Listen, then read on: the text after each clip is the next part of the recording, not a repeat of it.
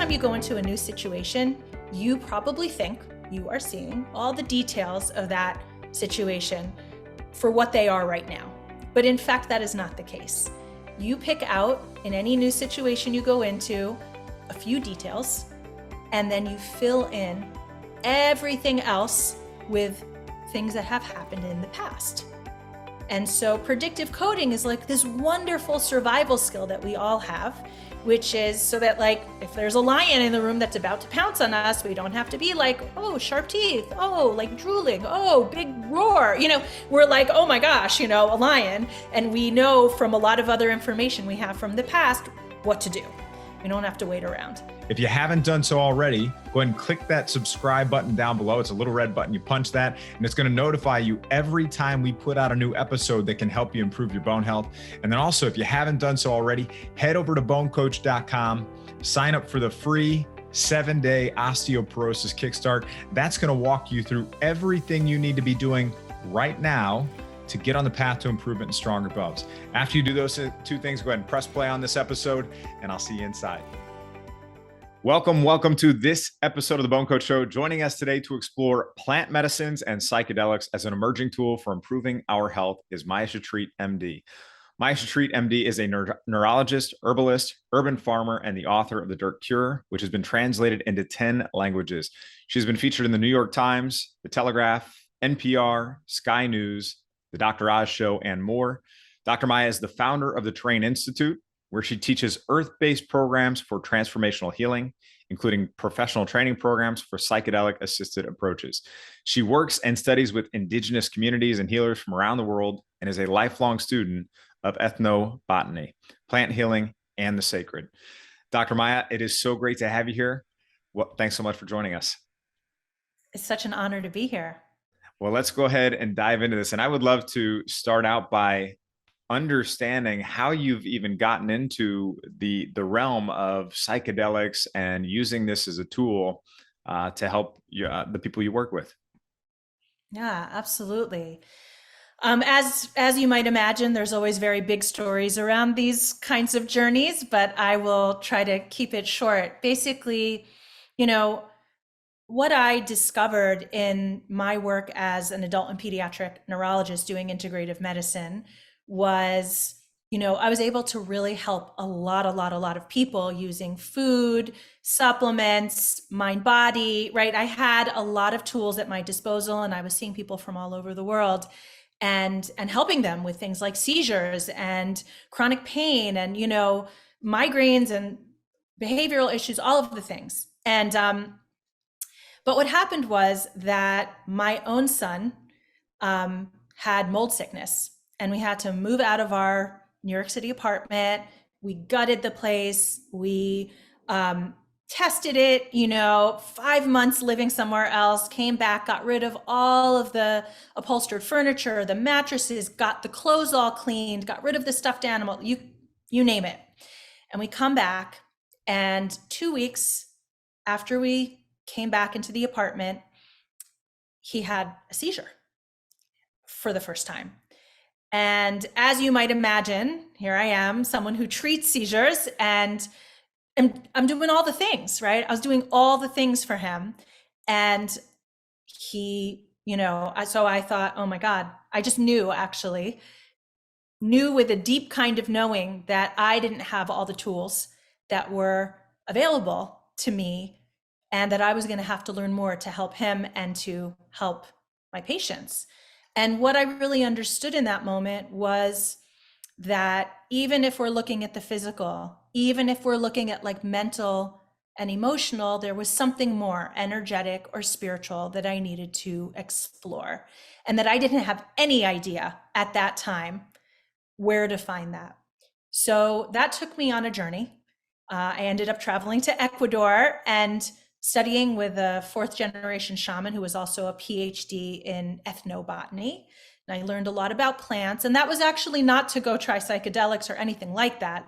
I was going to learn about all different kinds of plants, including those, but going to the Amazon, jungle. So there are tens, if not hundreds of thousands of plants there.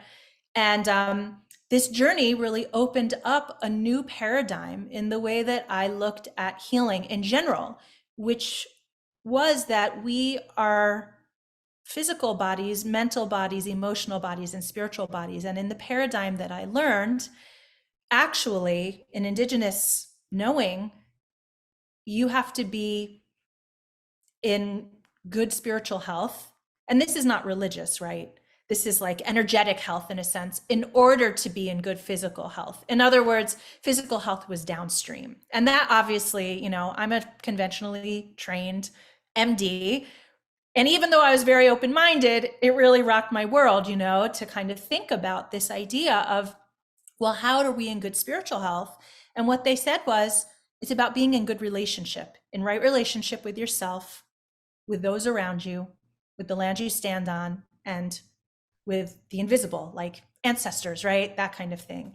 And I think about that actually in terms of what you do and bone health, in that, you know, because this got me into the whole idea of terrain. My institute's called the Terrain Institute. And, this idea that we're always in relationship with our terrain, like what we're eating, for example, is in conversation with our, all of the systems of our body, with our cells, with our bones, with our brains, right? Nothing is separate from anything else. Everything about us, from our mitochondria to our microbiome, is all in relationship. And it's all about relationship. One of the things I think is so exciting about bone health, actually, not that you asked, but I'm going to say, is that we think of the bone, or at least I kind of thought of the bone, as being this sort of, I don't know, it's like this like solid static thing that's just like holding us up, and it's like, it does what it's supposed to do. But really, it's like this super physiologic organism, an organ that is in constant conversation and relationship with what we're eating, with, are we eating oxalates? Are we eating enough minerals? Are we, right? Like, are we inflamed? And that's talking to our microbiome, because there's a microbiome bone connection, right? And it's talking to our mitochondria. And so it made perfect sense to me as a scientist and as a medical doctor, as I thought about this idea of being in right relationship. Of course, we have to be in right relationship in order to be in good physical, mental, and emotional health. So that kind of took me on this amazing journey that opened up a lot of doors and made me a much more open-minded, I think, practitioner. That's a wonderful journey. And I would love to understand, even because I'm sure we have people in our audience right now that don't even know what are psychedelics and plant medicines. Maybe we could, is there a definition or something that we could help people wrap their minds around exactly what that is? Yeah, absolutely. So I think when a lot of people hear about something like psychedelics, they think drugs, Hmm. right? And I want to kind of speak to that first and foremost, because so psychedelics cover particularly plants or substances that alter our perception of reality, and they're considered to be mind opening, right? In the word psychedelics, but we as a society, as a culture, kind of have gone to this idea that these are all drugs. And that actually happened after. What most people don't know is that in the 1950s, certain medicines, like actually LSD, were being used by therapists and studied in academic settings, and being shown to be very effective for a lot of different kinds of mental illnesses, including major depression, including alcoholism, like really common conditions that people were facing. And in the 1960s, they obviously became much more kind of widely used.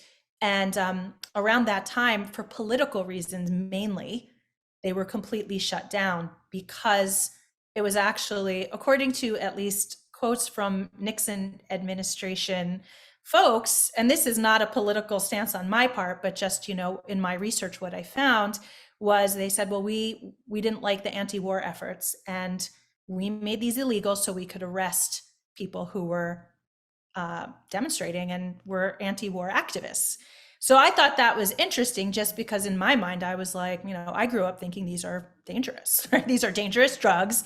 And what I realized, people usually ask me because I wrote the book, The Dirt Cure, which is a lot about germs and microbes and the benefit, right? People will say, well, what's the difference between a germ and a microbe?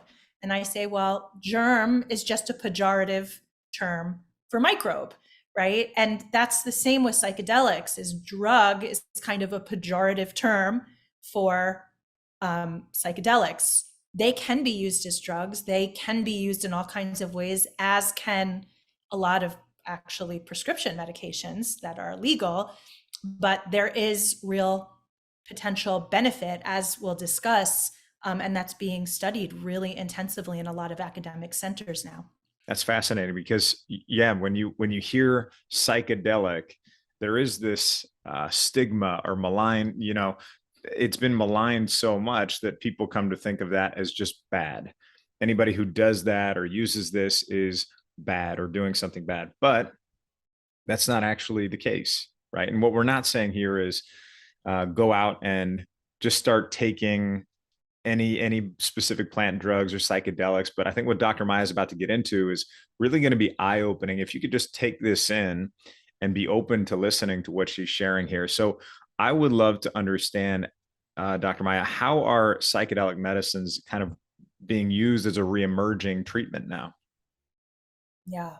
So there's a few different ways that they're being studied right now. One way is in a macrodosing capacity, which is probably what a lot of people, if they think about psychedelics at all, are thinking about, this kind of tripping or journeying or, something involving real alteration of sensorium. So that's one way that they're being studied, and I'll talk about that. But the other way they're being studied is actually in a microdosing capacity, where in fact, you don't have those alterations at all. You may gain the benefit, and we can talk about that benefit, but you're not actually having altered experience. You're going about your life, you're doing, your job, you're taking care of your kids, whatever it may be, and still getting benefits. So there are different ways that these medicines are being looked at. And I use the word medicine very intentionally because they are being looked at in places. I mean, basically every major academic institution in the world right now has a research division for psychedelic medications because they are so profoundly promising. Does this mean they're the perfect thing? Absolutely not. Does it mean they're for everyone? Absolutely not. But are they already changing the landscape of medicine, of mental health, of psychiatry, and probably much more than that? Absolutely. And that is why I've really gone so deep into exploring this and wanting to share with people, because we are seeing conditions with macrodosing like major depression, alcohol addiction, tobacco addiction, heroin addiction, like much more extreme kinds of issues, OCD, PTSD, eating disorders, and even people who have terminal diagnoses and have incredible depression and anxiety, understandably, around their diagnoses. All of these different treatments, this whole spectrum of conditions have been shown to be effectively treated with 1 to 2 macrodose experiences, meaning there is a journey, right? So these are the studies that I'm talking about. There is a journey of some kind. And what I want to be very clear about is no, this isn't, that go do this in your parents' basement, or like go right. That's not what's happening. Or if you are the parent or the or grandparent, if you are go the do this parent in your own basement. Yeah. Right. No, absolutely not. This is the way these studies are done. Is there is preparation, many sessions of preparation in advance. There's a support during the experience, clinical support during the experience, and there is integration support after the experience. So I just want to be really clear about that. I do some of this kind of support before and after for people who have had these kinds of experiences. And none of these studies are just, oh, I've gone and done this on my own. It doesn't mean that that can't be helpful potentially, but that's not what these studies are showing. The studies are support before, during, and after, and the medicine. Those two things together, that's where we're seeing actually incredible benefit. That doesn't help everybody know, but we're seeing in numbers like, just for an example, with tobacco, right? So kicking the cigarette habit is very challenging, as I think everybody knows.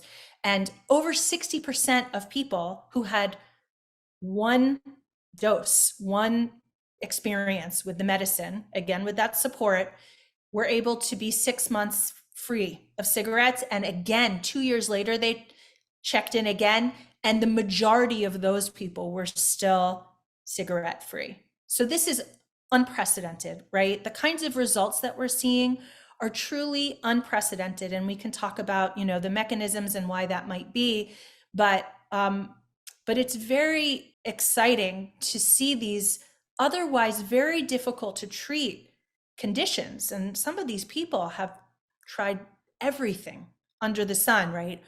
All of the mainstream treatments, all of the integrative treatments, and still didn't really find full recovery, actually being able to access that. That's macro dosing, right? It's harder to study microdosing.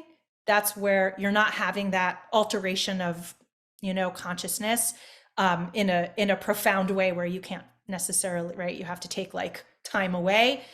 It's harder to study that because some of these medicines are still not legal. And it's also with studies, they want to be able to control the experience completely. So with a big dose, it's like they come in, they get the medicine, they have the experience, it's done, they leave. Very easy to study that way compared to someone who's taking a dose, over time and leaving the hospital setting to do that. But the studies that have been done have showed benefit for cluster headaches, have showed benefit for trigeminal neuralgia, which is very difficult to treat, migraines, all kinds of chronic pain conditions. In addition to those, even autoimmunity, and so things like MS are all showing benefit, and dementia. So looking at microdosing, there's a study right now looking at a microdose of psilocybin, which is kind of the, magic mushroom, a microdose of that, niacin, and lion's mane mycelium as what they call a stack, right? So this is a combination, and they're looking and actually seeing reversal of plaques in the brain that would normally be causing dementia. So things like Parkinson's are being looked at, retinal degeneration is being looked at, like very TBI, right? So microdosing, I think, is going to bring in a whole new kind of frontier beyond just mental health into really profound shifts in some of what we call the diseases of civilization. That's amazing. I mean, these are conditions that if somebody has, they're going to deeply affect their lives. And a lot of people are just concerned when they get these conditions, like, oh, there's nothing I can do. But it sounds like there is some promise. What is the timeline for maybe these things becoming a little more mainstream?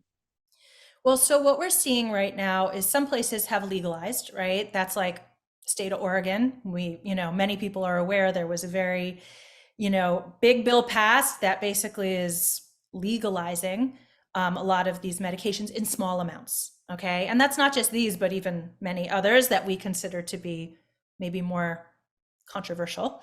But in small amounts, meaning for personal use, that's now legal. So if you're in Oregon, this is already something that's soon going to be very available to you.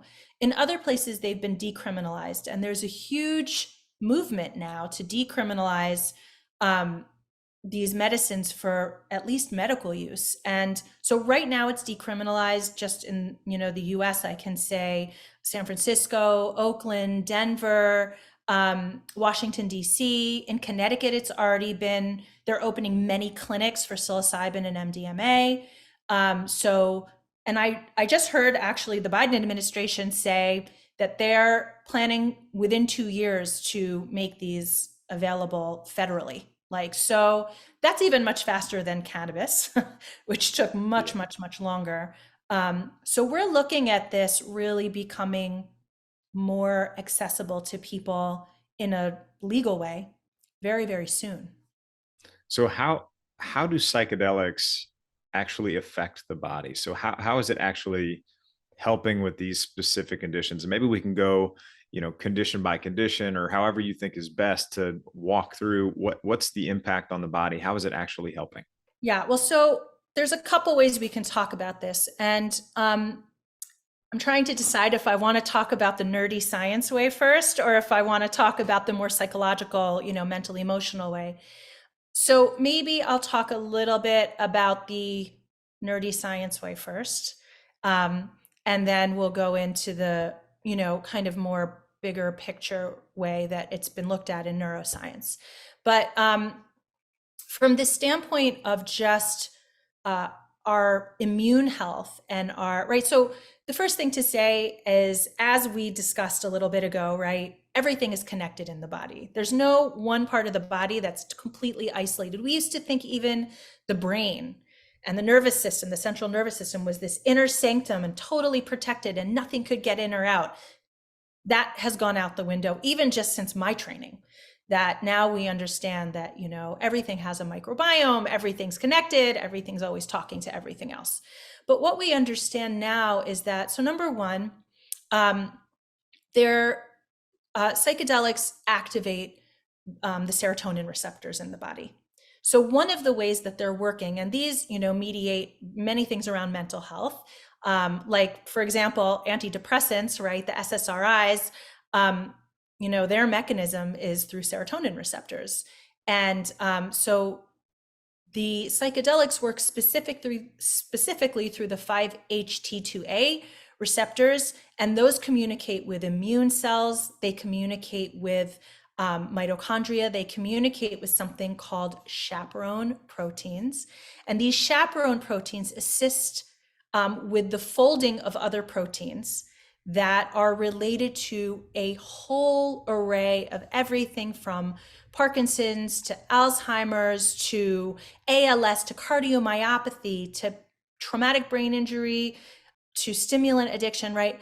All of these different things. So what we're understanding is that these chaperone proteins and how they're affected by DMT, actually, which is the what we call the spirit molecule. Okay, it's something that we make inside of our bodies, and also that these psychedelic medicines contain, is that they actually have anti-inflammatory, pro-mitochondria, neuronal support, neuronal plasticity kinds of actions. So what they're doing is they're protecting our cells, protecting our mitochondria, causing our neurons to be able to communicate with each other better and in kind of healthier and more optimal ways.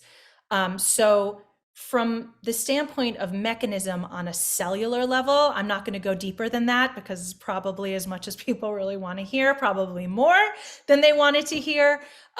We are seeing that they work on a cellular and molecular level in ways that affect all the systems of the body. And we're seeing how much they affect even the microbiome. So I think it's going to be really interesting to see over time how they're going to affect, actually, specifically like that communication with bones and with brain. How are they shifting the conversation, right? So that's one way that we see a really big difference on a physiologic level. More practically, from kind of like a neuroscience level, and I think this might be more interesting to your listeners, is that we have this system, this kind of conversation that goes on in the brain called the default mode network. It's all different parts of the brain that are really kind of your ego, right? We call it the me network. And one of the things that this is responsible for is something called predictive coding. I'm going to explain in really basic terms what predictive coding is. Every time you go into a new situation, you probably think you are seeing all the details of that situation for what they are right now. But in fact, that is not the case. You pick out in any new situation you go into a few details, and then you fill in everything else with things that have happened in the past. And so predictive coding is like this wonderful survival skill that we all have, which is so that, like, if there's a lion in the room that's about to pounce on us, we don't have to be like, oh, sharp teeth, oh, like drooling, oh, big roar. We're like, oh my gosh, a lion. And we know from a lot of other information we have from the past what to do. We don't have to wait around. But the problem is that sometimes you can think there's a lion, right? But there's really not, because you're filling in these old stories that you can get stuck in, and that were great for your survival in the past, but maybe aren't adding to your relationships and your conversations and your decisions in the present moment. So what happens with these psychedelics is they take this default mode network offline for a temporary period of time, allowing you to kind of break through those stories, those narratives that feed that predictive coding that you've been living in and that might make you feel stuck, whether it's relating to your mood or your mental health or your perspectives or how you take care of yourself, right? We can get very stuck and say, I know I should exercise, but and the ways that we find it really difficult to break through, these medicines allow you to shift those stories so that you can make new stories more intentionally that can be more life-giving and more health promoting, and have you co-create your sense of well-being in the present moment.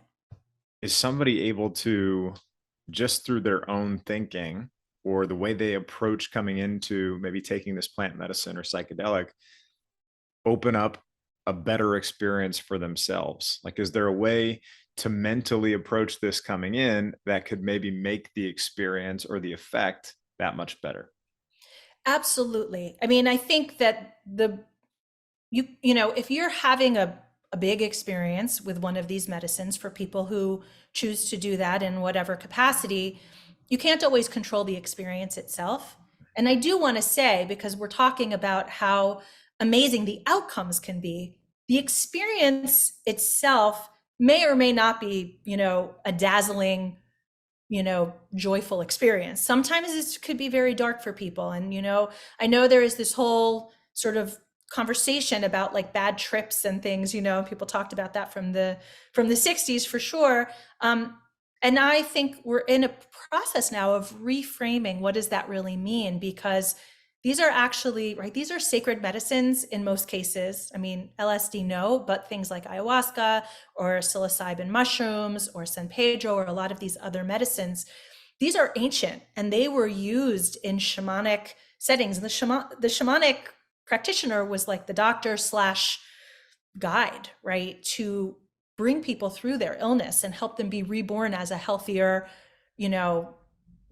person who's sort of in a greater sense of well-being. So I will say that it can be sometimes challenging, the experience itself, because you might, these experiences you might have been suppressing through your default mode network. That's one of its jobs, is actually to suppress old, difficult childhood memories or traumas in your life. So those can open up, which is why being held and being guided and preparing and integrating afterwards can be so important.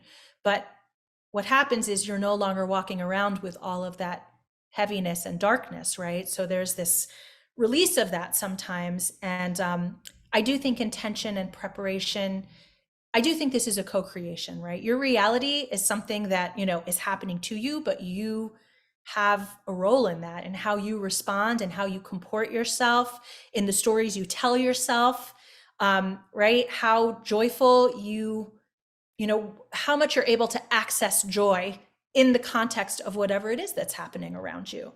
Those are your choices. You have agency around that. And that's what I really encourage people when I coach them, and they come through my programs, to really access those aspects as they partner with these medicines, or in general, right? There are a lot of plant medicines that are not psychedelic. And, cacao is something I work with, for example. It's considered a very powerful teacher plant.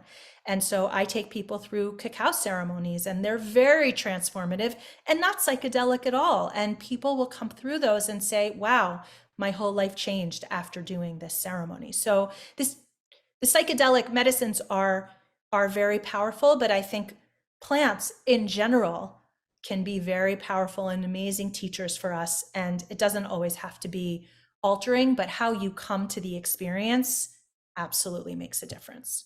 I'm actually really curious. I've never heard of a cacao ceremony before. Can you maybe walk through what that is and what is the reason someone might do that and what is the outcome after they're finished? Yeah. So, to talk about that, I just want to say a few words about teacher plants, right? So I use the word psychedelics because it is, widely understood by everyone. But the way that I was trained and by my teachers and in the tradition into which I was initiated is that these are master plants or teacher plants. And, in the indigenous paradigm, these are ancient, very high level teachers who have wisdom that they share with us and medicine that they share with us.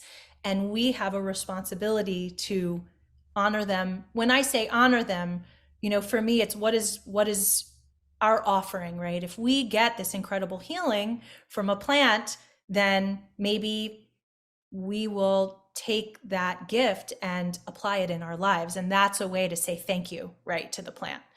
So part of the way that we engage with these plants is through ceremony. And what we're talking about in a more clinical setting that I, have kind of been describing is kind of its own, medicine in a way has its own ceremonies around things, right? Like the doctors wear the white coats and, we have all these sorts of rituals in medicine, but having a sitter there, someone to guide you through your experience and preparing before and after, that is very ceremonial.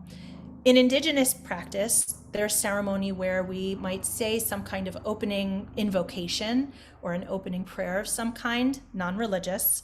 We might do music, we might call in what our intentions are for healing.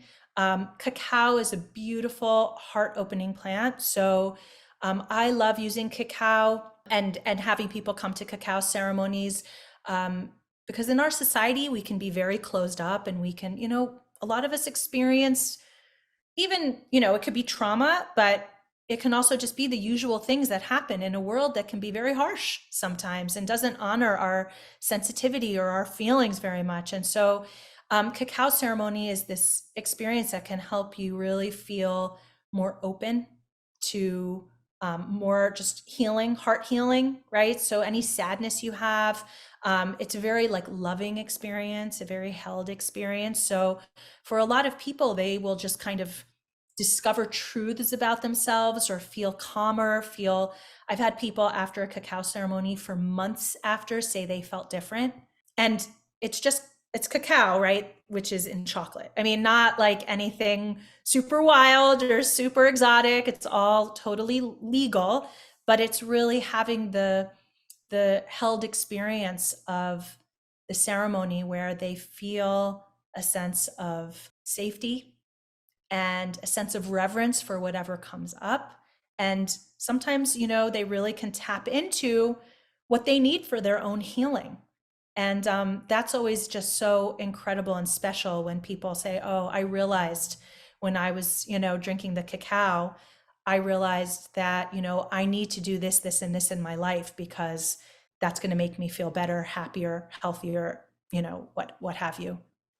Wonderful. And from an inflammatory perspective, we know that inflammation contributes to bone loss, especially when it's chronic and long term. What is the impact of how do psychedelics impact inflammation in the body? So because we're starting to understand that DMT, which is part of what is being released in a psychedelic experience, we're starting to understand that DMT, and this is probably, I want to say, only one of the ways we're in our infancy, right? In understanding, even when I've talked to and interviewed Johns Hopkins researchers around, right? So in my programs, I have some of these interviews with some of the top researchers in the world on this, who, I mean, I totally was fangirling myself actually, talking to them. They were like, yeah, we don't know, but here's what we think, right? Here's what we're thinking so far. So, but what we're seeing is that DMT is naturally an indirect antioxidant. So it seems to actually have an effect on our mitochondria. And one of the things that's amazing that I think we don't tap into enough in mainstream medicine yet is the ripple effect, meaning what happens just in the nervous system, or what happens just in the gut, in a certain part of the gut, or in just a few cells in the body, can be taken widespread, because they're all communicating with one another. And I talk about this in my courses, but really, like, all you have to do is have a few cells that shift in some way, and then they start releasing different chemicals in their cellular halo that talks to the cells near them. And those cells say, oh my gosh, I'm going to start releasing these hormones, or I'm going to change, into parasympathetic, calming nervous system mode versus, fight or flight, right? All of these things change in the cells around those cells, and that goes global, right? It goes systemic in the whole body. So what we're seeing is that DMT is an antioxidant. We're also thinking, based on some early data, that psychedelics, which we know have GI symptoms that come along with them, right? Sometimes people get a little nauseous or even throw up. It actually probably is partly because of the impact on the microbiome. So the 3 to 5 pounds of microorganisms that live in and on our body and are determining a lot of things about our health. So that's probably part of why the effects last as well, because there's a shift in microbial activity and makeup that's coming from these psychedelics, and that changes mitochondrial function, it changes gut function, it changes immune function. So what we are thinking is that we're seeing mitochondrial function changing, we're seeing microbial function changing, and we're seeing direct antioxidant effects as well. That's amazing. It's really amazing. And I know that you specifically walk people through these things step by step. You mentioned your course too. I would love to understand a little bit more about, if somebody is considering psychedelics or they're looking to explore this, how would they go about learning more about this, and what does that even look like for them? So if you were, for example, to walk somebody through this, how would that look? Yeah, absolutely. So I have a lot of, first of all, free resources on my website for anybody just to kind of peruse, right? Because sometimes this is like, oh, like, do I want to learn more? Do I not want to learn more? So this is very like, easy peasy, right? Just go. I have something called Psychedelics 101. It's just like, learn a little bit about it. There are things about journeying. There are things about microdosing, all totally for free. Then I have a few different courses. So I have a little mini course that's on medicinal mushrooms, which are, right, like the reishi, maitake, oyster mushrooms, etc. It concludes medicinal mushrooms and just the basics about psychedelics, so that, if someone wants to just, again, dip their toe in, but a little bit more, and have some real takeaways, they can explore that. And then I have a bigger program that really goes through the science, the safety, the ceremony. There's a community that comes along with that, so you can ask questions, and I come in and others come in and kind of answer and exchange information. In that program, I also have, like, some of the safe places that I've vetted, that if people wanted to travel to, a place and actually work with somebody, they can do that. There's also ketamine clinics. So I have a lot of vetted information for people in that bigger program, where they can really see what might be available to them that's safe. I really care a lot about people knowing who this is for and who this is not for, because there are some people who absolutely should not. At this point, at least, we don't think would benefit from psychedelic experiences. So, there's that aspect as well. And so I go through everything very, very, very technically, so people can really feel 100% confident in how to move forward. And then I do one-on-one coaching with people as well, who are interested. They can book a session with me, and I'll listen to their particular situation and educate them, right? I mean, I can't say, yes, absolutely do this, but I can educate them about what might be best for them. That's amazing. And I want to make sure we link to those resources in the show notes also. So we'll do that at the end of the show here. Is there anything else you think would be important for our audience to understand about psychedelics, plant medicines, how they impact the body, and anything in general? Yeah, I mean, the one other thing I'll say is, so I actually am creating something that we're actually launching this month, which are called quantum drops. And these are completely legal. They're essentially a kind of vibrational product. So one of the ways that I work with these plants actually is not by ingesting them, but is by growing, which is, by the way, completely legal. And I don't ingest my plants because my relationship with these plants is to tend them. So I grow an ayahuasca vine that's many years old now. I have many San Pedro cacti, which was not what I planned, but sometimes these things just happen. And that's a whole funny story in and of itself. But what I did was I worked with the plants and ceremony and basically created a vibrational product that is made with the plant, but not with plant content, if that makes sense. And people have used this as a way to build relationship with these plants. And so they just take the drops, they're completely legal. And they've actually found that they started to experience shifts with these drops. So that is something that I think might be a way for people who feel maybe tentative and are interested in building the relationship and seeing if this might be something that's for them. They can engage in that way as well. That's fantastic. And what I'm going to do for everybody here listening right now, what we're going to do is we're going to put all the resources, show notes, everything mentioned here in this episode over at bonecoach.com/Maya Shetreat Psychedelics. I want to thank everyone again so much for your time. We'll see you in the next episode. Hey, it's Bone Coach Kevin Ellis. Hope you found that episode helpful and that you enjoyed it. Just one last reminder, if you haven't done so already, head over to bonecoach.com, sign up for your free 7-day osteoporosis kickstart. It's going to tell you everything you need to do to start getting on the path to improvement. Hope you found this helpful. I'm your Bone Coach Kevin Ellis. I'll see you soon.